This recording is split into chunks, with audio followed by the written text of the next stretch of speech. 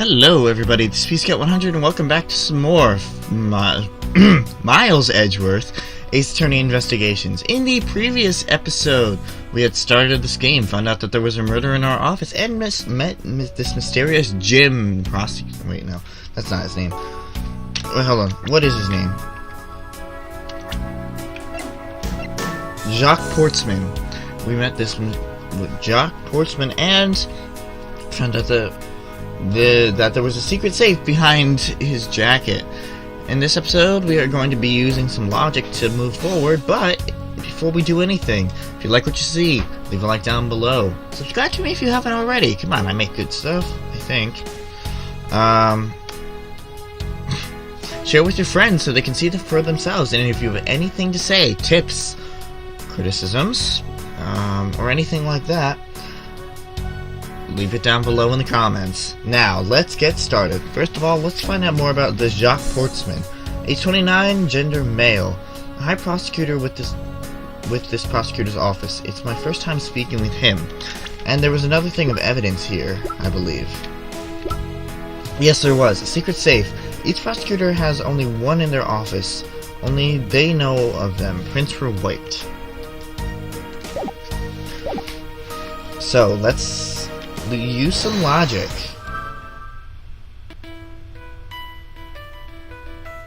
Alright. So the killer's goal and white fingerprints. You would think that would make sense, right? You know, the killer's goal might have been to try to get into the safe. Does it work? Yes, it does. Awesome. I believe I have figured out what the murderer was after. Well, what is it, sir?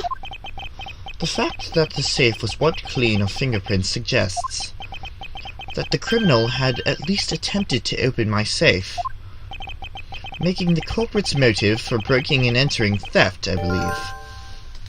Motive? Theft? Question mark? I wonder if knowing that the motive behind this break-in was theft changes what the other piece of information can tell about this crime.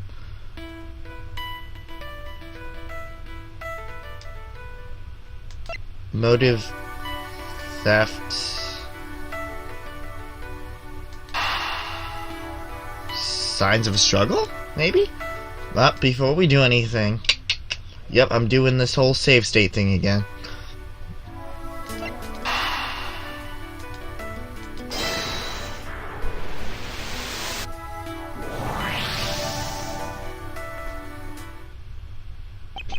Yep. There's a possibility that the files splayed on the floor are not the result of a struggle between the victim and his killer. Oh? You mean like it could be from when the killer tried to find something, sir? Precisely. We need to figure out if any of the files have been stolen. Yes, sir. I'm the one to shelve the files like you've never seen before, even our library. Sure. Let's give that a try.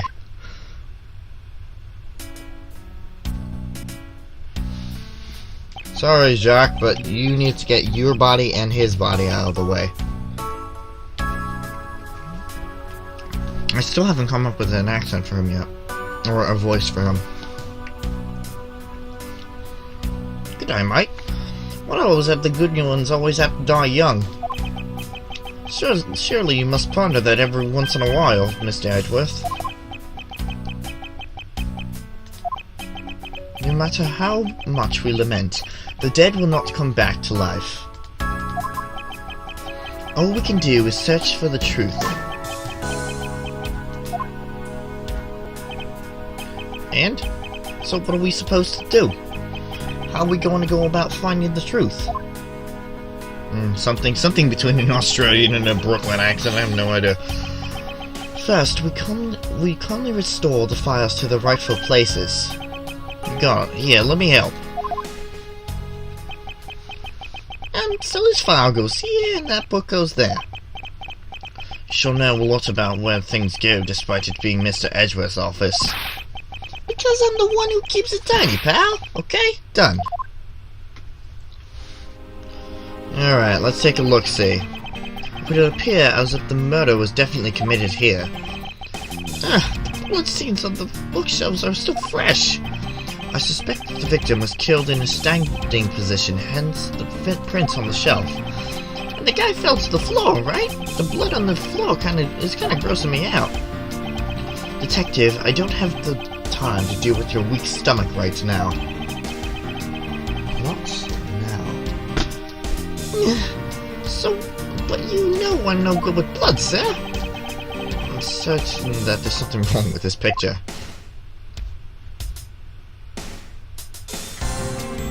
Alright, let's take a look-see.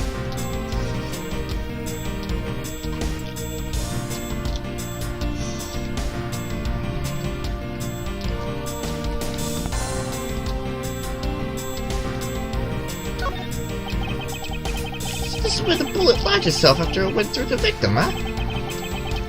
For the bullet to be launched so squarely into a file spine indicates that the files were ransacked after the shooting had occurred.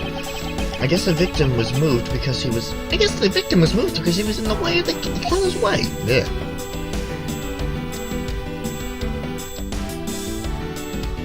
So what's wrong about it?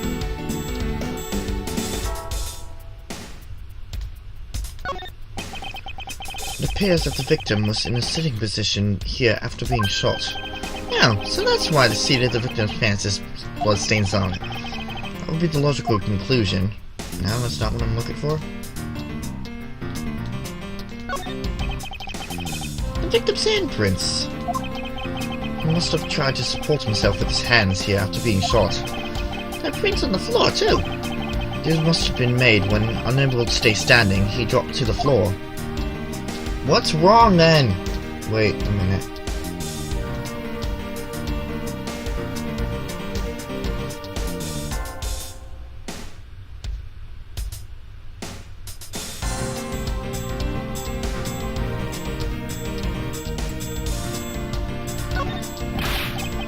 I put them all back just as they should be, sir. Doesn't look anything's missing. Although, it does look like the killer moved the body to flip through my shelves. I wonder if they found what they were looking for. Alright, that's...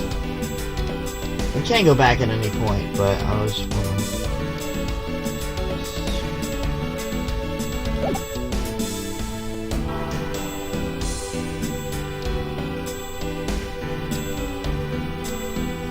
Okay, then something is wrong here, and we just don't know it yet. Let's talk to Portsman. Mr. Portsman, a word if I may. Oh, Jim, you laugh and you smile. I'll never be able to joke around with you again.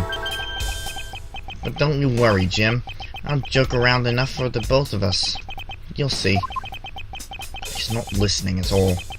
Poor Mr. Portsman is off in his own little world, it seems.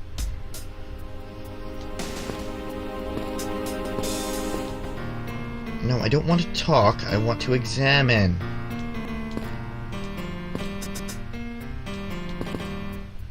No, not talking. Stop trying to talk with him. Ouch, that even knocked over your chest set. I had it all set up, ready for you when you got back.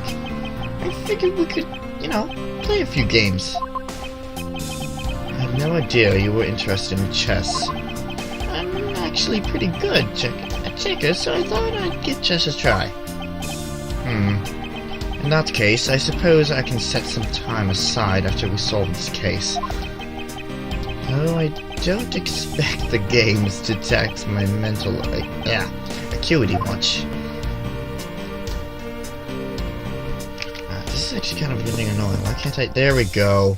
That's what I wanted. I'm certain there's something wrong with this picture. Okay. So what is wrong with the picture? Oh. Wait a minute. I forgot that there was... How do I connect this?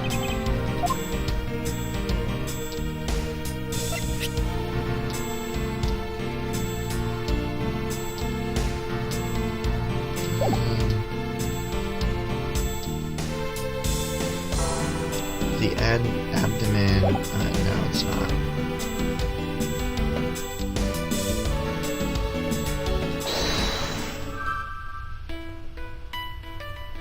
Alright, so another handgun is the only thing that we have here. Take a look at the organizer one more time. It doesn't allow you to do profiles, so...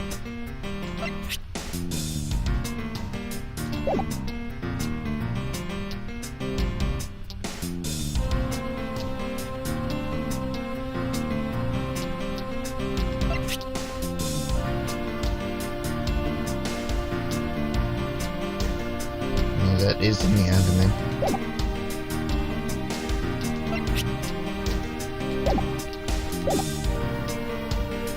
What does he say about the bullet hole again?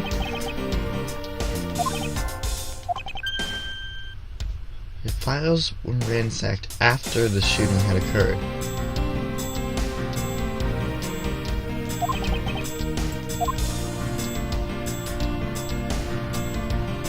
I could try. I don't know if it'll work, but I'll try.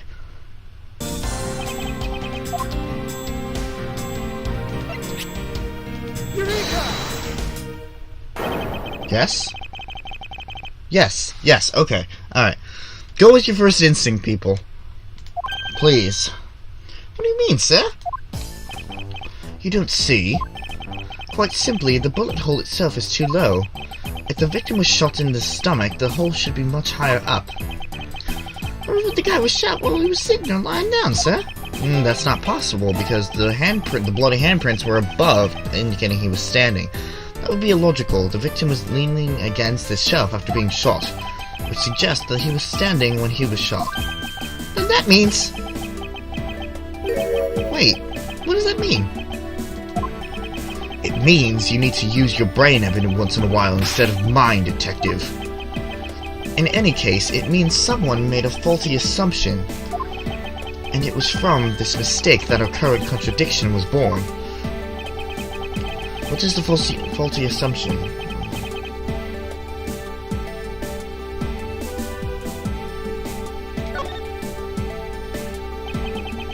I believe the order of the files is a bit off. I mean, I put them back in the wrong order just now? Hey, actually, I think one of the labels of files are wrong, sir. Oh? Yeah, you see here how the files that were shot begin with the number 0? What are they doing all the way down there after 1, 2, and 3? That's really weird. Actually, the way that they're organized now is the correct order. They're exactly as I see them in my mind's eye. But the numbers are out of order. Those white binders are special, so they are arranged a little differently. But from this, we know that the files were not in this order when the crime occurred. Aha, so that's it. I believe the killer made the same incorrect assumption as you just did, detective. Let's rearrange the files in numerical order and see what we find. Yep, there it is, right in the stomach. Do you think it's okay to prop the body back up to how it was moved before the murder? They finished processing the crime scene, so I don't see why it wouldn't be. If you please, Detective Gumshoe.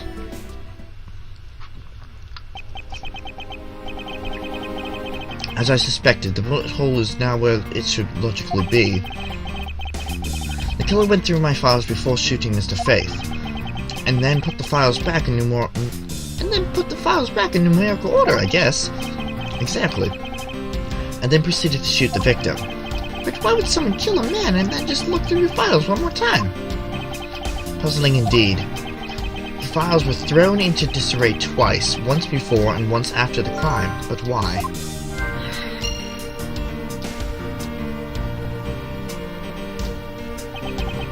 Now the crime scene is as it was the time of the murder. Time to give it another look. Let's take a look at the bullet hole again. As I suspected, the bullet hole is now where it should logically be. And we figured out that the killer went through your book and he put... Yeah. I need to keep looking at the name place. Indeed, that there are more things that the killer did not make sense, but to figure out the whys, we need more information.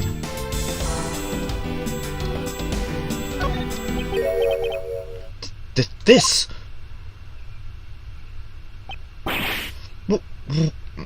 What is that? Why does it say Gumshoe in the blood? I'd say it's some incredibly incriminating evidence. Yes, indicative of a criminal activity for sure. No, wait, there's gotta be some mistake. Mr. Edgeworth, sir, help me, say something, sir. It appears that one of my files was stolen. Is that all, sir? What about me and my situation? Is this what the killer was really after?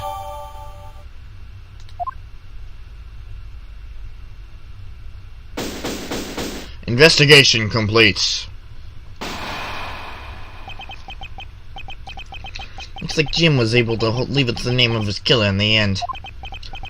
And the most important message managed to reach us. I'm telling you, it wasn't me!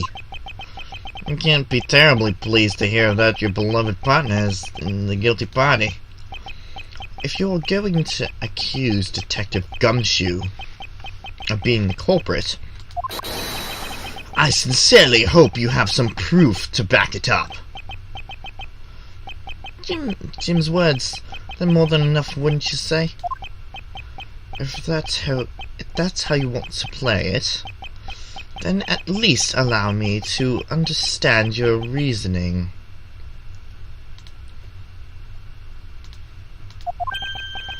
You got it. You got it. Okay. I don't like this one bit. There's something strange about this man's attitude. Now, this is where we get into the second part of everything. The trial portion, I guess we can say. Now, this works a little bit differently, which is why I said that the green bar acts a little differently than it does in the Phoenix Wright case. And there must be some sort of flaw to his logic waiting for me to dig out. Mr. Edgeworth, what are you going to do? What I always do in court. I'm going to cross-examine him. One way or another, I'll expose the flaw in his logic with this technique. Oh, how do you do that? Can you explain it to me, sir? Might as well, just because it's the first thing. Alright. First, I listen to the witness's testimony. If I find a flaw in the testimony, something that contradicts the evidence, I open the organizer and present the piece of contradictory evidence. To present something, I simply touch the present button. But that's old news. But it's not like there's going to be a flaw in the testimony every time, right? Correct. And that at those times, I need to press the witness by touching the press button. Sometimes we're pressing, I could draw out new information too, and new or modified testimony. I think I get it, sir. I'll be sure to try this technique out during investigations too. Very well. I'll even show you how it's done. Now watch carefully. Here we go. Argument. Mr. Portsman's logic. Detective Gumshoe, you stole Jim's gun from him and shot him dead. Further, you messed the files to make it look like you had committed the theft instead. That's when you moved Jim's body that was sitting in front of the bookshelf. But thanks to you, thanks to that, you didn't notice the bloody letters his body was hiding. And then, by his final words, you will be brought to justice. You intend to argue that the victim's dying message points to his killer? I can hear Jim's voice, and he's calling for his killer's arrest. Are you sure that you're not mishearing his words, Mr. Portsman? There's no way Detective Gumshoe is the culprit here. I will find the flaw in this man's logic. Expose it with credible evidence. Alright, here we go. Mr. Portsman's logic. Rebuttal.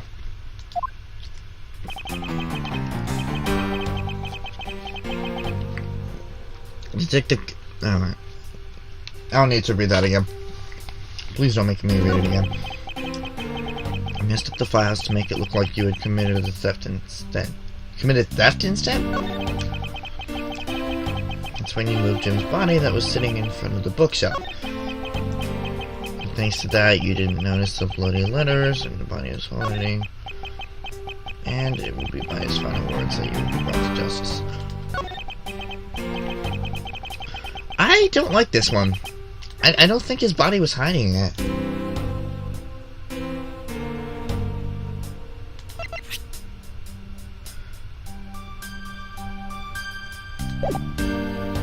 Let's see.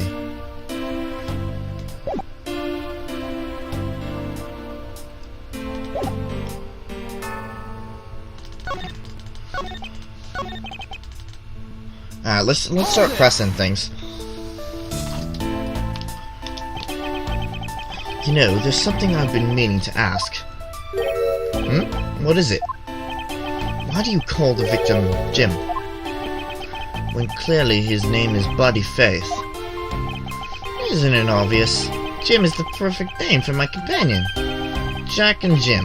Don't those two names go together like peanut butter and jam? Peanut butter and jam. Jelly. Well, Jim isn't close to the real guy's name. Well, Jacques and Buddy sound so off somehow. Besides, he was the third of a bunch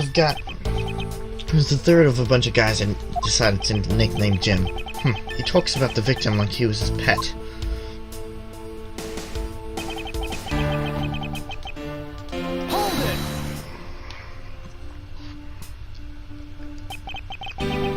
Do you really think it was necessary to shovel my shelves twice to do that? That's true. Okay, then maybe his real intent was theft. Hey, Hey, are you accusing me of stealing something from Mr. Edgeworth? That's a possibility. Maybe his salary's been cut so much that life is getting belittled. Oh my god! Oh my god, poor Gumshoe. I'll have you know that I eat 3 square meals a day every day, pal. Okay, so all 3 of them happen to be instant noodles. But whole thing, even what an evil prosecutor you were paired up with, and what a motive, no? That's when you moved Jim's body that was sitting in front of the bookshelf. Hold it!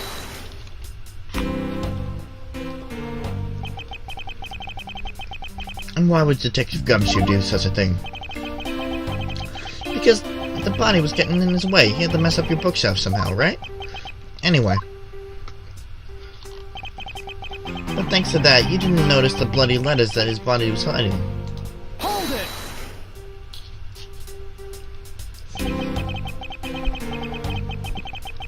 Why do you think the killer didn't notice the bloody letters? The body was covering it quite well, wouldn't you say? That's how he missed it. But judging by what I've seen, it doesn't take much for your detective to miss something. Who do you think you are? You know nothing about me, pal! There's a loss a person can understand from another person. Can't say I dare disagree with him on that point. Why don't you say something, sir? Not you too, Mr. Edgeworth! Despite his lack of attention to detail, I don't believe the detective to be the culprit. Nobody could have overlooked the bloody letters. And I can prove it, with evidence. Couldn't ask for a better setup. For the game finishing spike.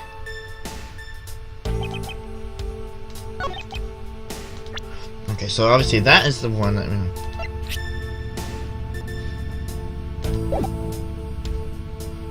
Question mark? I am not confident in myself. Oh.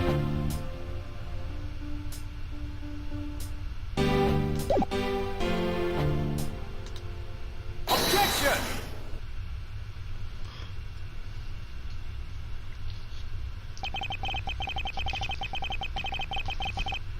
Perhaps you're not aware, Mr. Portsman, but there is a serious flaw in your logic. Bring a bit of the courtroom into this, so I see. No problem, I'm game. I can't help but find it odd. Excuse me? Or that a fellow prosecutor would be brought down by the power of his own office. What are you talking about? Oh, you're joking. I get it.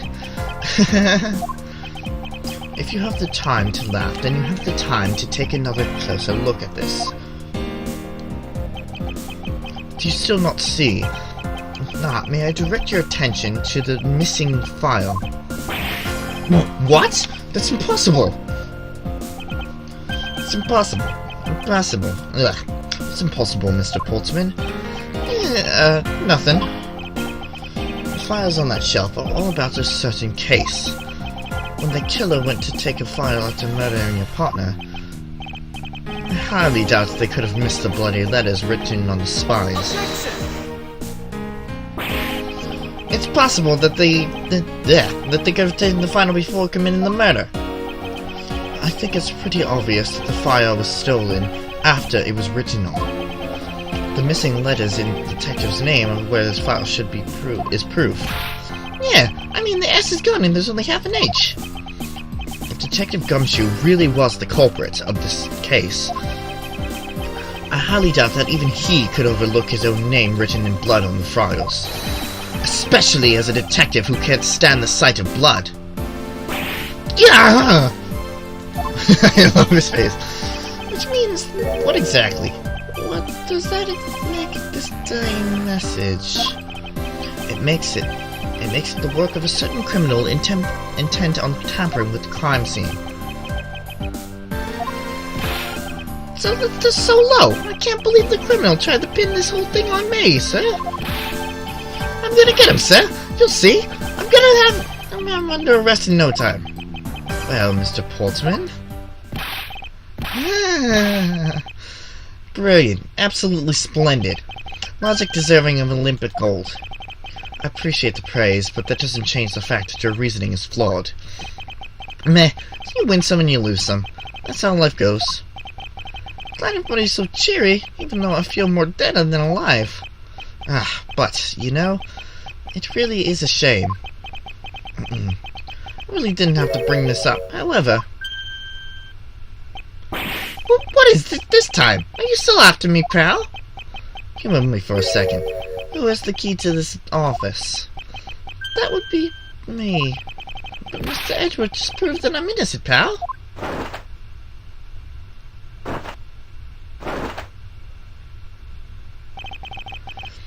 That's absolutely right. I acknowledge your innocence.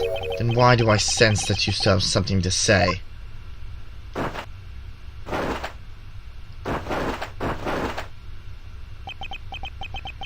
Well, I was thinking. Did you know where there's one other person with the key to this office? One other person. Oh no. Now I remember who's gonna bring him. Hey, you there. Yes, sir. What is it, sir? Would you kindly fetch and escort that lovely young lady here for me? A lady? The girl's a member of this building's security. Think of her as a material witness. Security? Did you say security? No! Stop it, pal! Don't! What's wrong with him all of a sudden?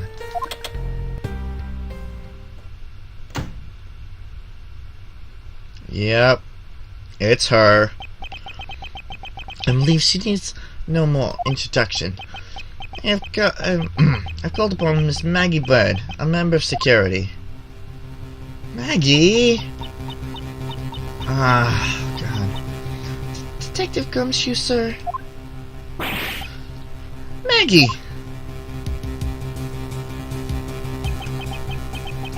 Miss Bird is part of the security guard on tonight's watch. I see, and your point is? My point is that, she could very well have used it. And by it, I mean the master key, which can open all office doors in the building. What? You're not the guilty party, Detective Gumshoe. And then the only other person with access to this room is Miss Bird. How dare you? I would never sneak into someone's room. That's right, I refuse to believe Maggie's the culprit. It was me. That's right, I did it. Can we take that as a confession, Detective? Well, it wasn't really me, but it definitely wasn't Maggie, pal. Yeah. So, yeah, it was me. If it was, you probably have no problems with that, right? Please refrain from flying off the handle, Detective. There's no need for such theatrics.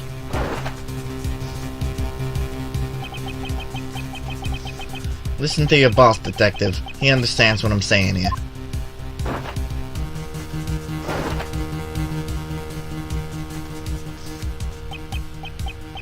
That girl is the only one who could have committed the crime. And for one simple reason.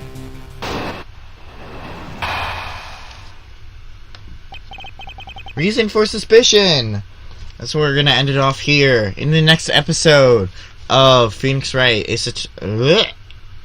Miles Edgeworth, Ace Attorney Investigations, we are going to listen to Mr. Portsman's reasoning on why Maggie is the culprit, even though we all know that she's not. We all know.